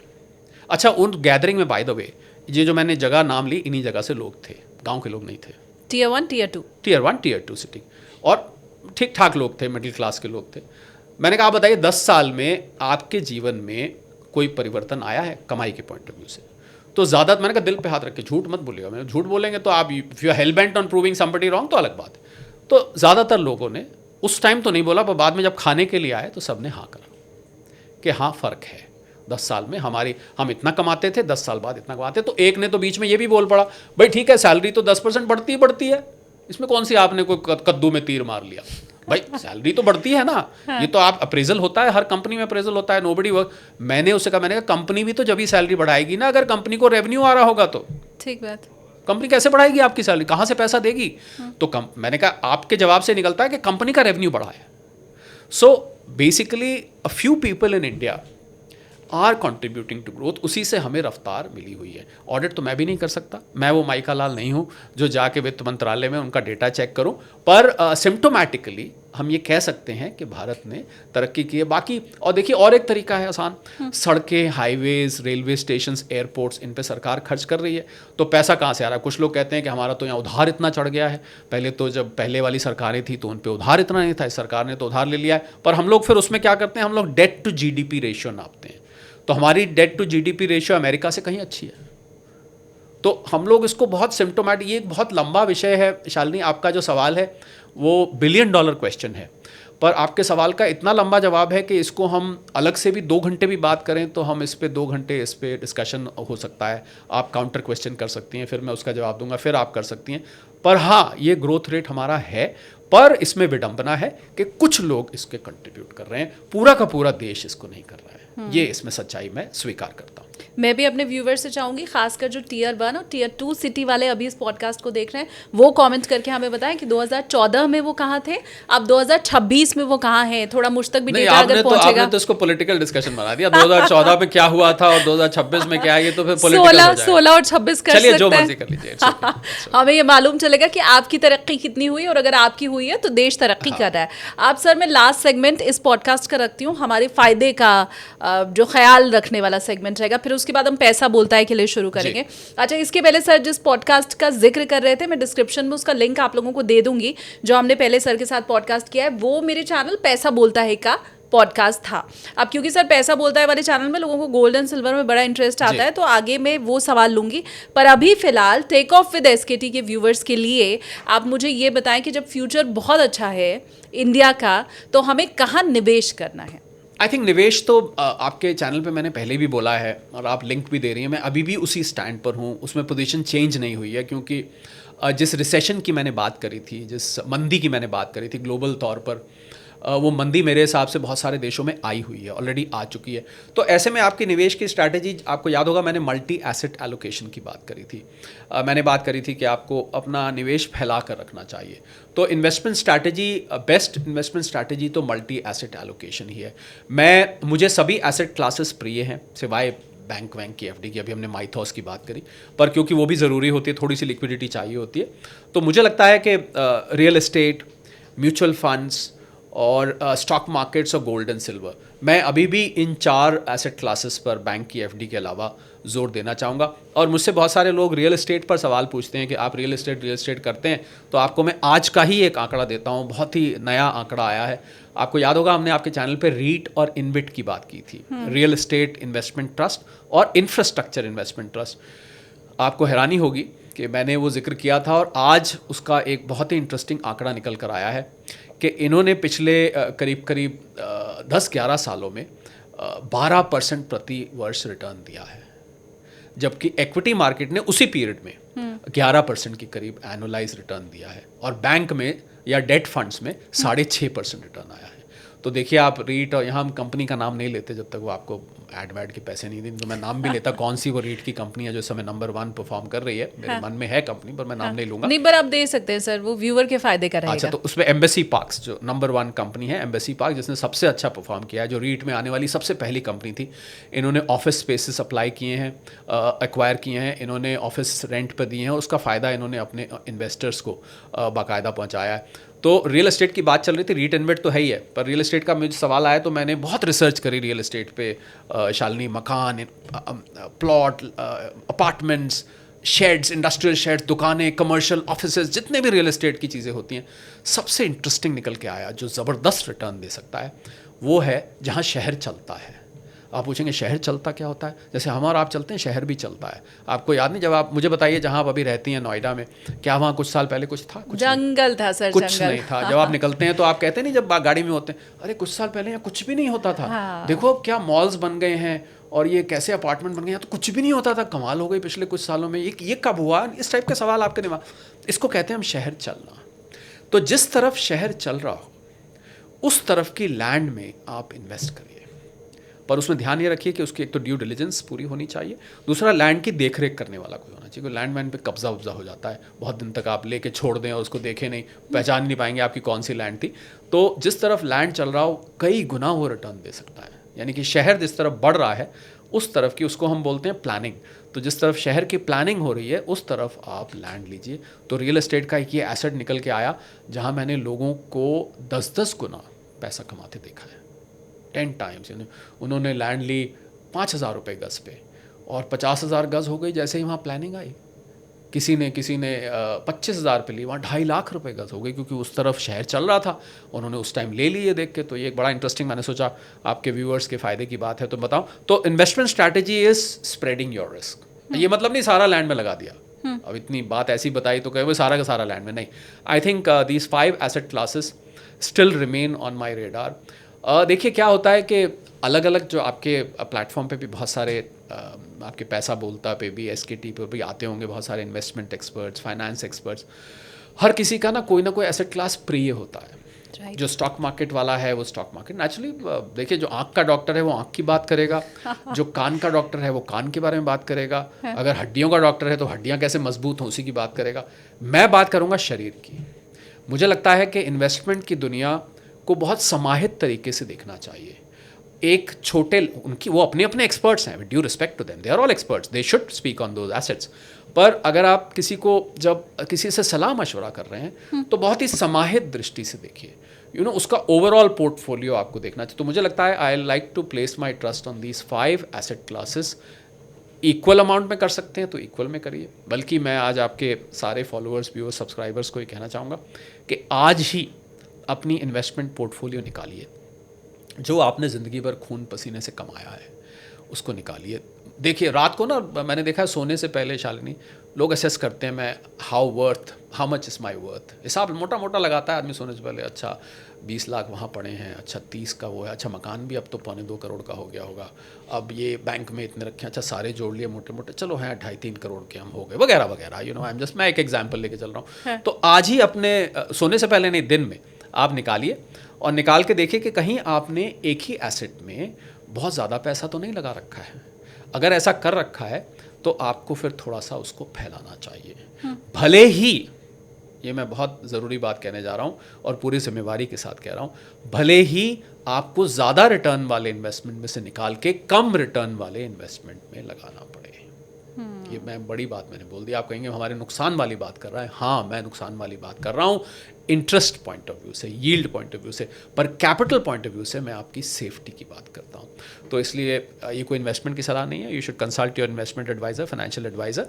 What we are discussing is an analytical view, एक डिस्कशन कर रहे हैं तो आप उसको फैला के लगाइए और बराबर बराबर स्प्रेड करके लगाइए। तो अगर आप बहुत ज़्यादा, मैंने देखा कुछ लोग खाली प्रॉपर्टी में, कुछ लोग खाली सोना चांदी सारा अपना निकाल के सोना चांदी में लगा दिया, कुछ लोग खाली शेयर मार्केट में। अब देखिए जो शेयर मार्केट वाले वो बेचारे पिछले 2-3 महीने से हाँफ रहे हैं, राइट। तो एक ही जो म्यूचुअल फंड वाले उनका यही हाल है, वो भी हाँफ रहे हैं इक्विटी में 2-3 साल से ही परेशान। हाँ वो परेशान है। तो क्योंकि आपने सारा का सारा all eggs in the same basket is the mistake you done.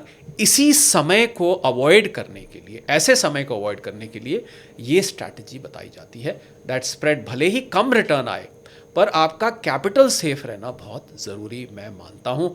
Return कम स्वीकार हो जाएगा पर अगर पैसा नुकसान हो गया तो वो आपसे बर्दाश्त नहीं हो पाएगा। ये आपकी सलाह को मानते हुए भी मैं अगला सवाल फिर वही पूछने वाली हूँ, जो शायद फिर आप वही जवाब दें कि all eggs in the same basket नहीं होना चाहिए, बट स्टिल क्योंकि मेरे पास जितने सवाल आते हैं वो ऐसे ही होते हैं कि फ्यूचर में कौन सा फील्ड ऐसा है, कौन सा सेक्टर ऐसा है जो ज़्यादा रिटर्न देने वाला है।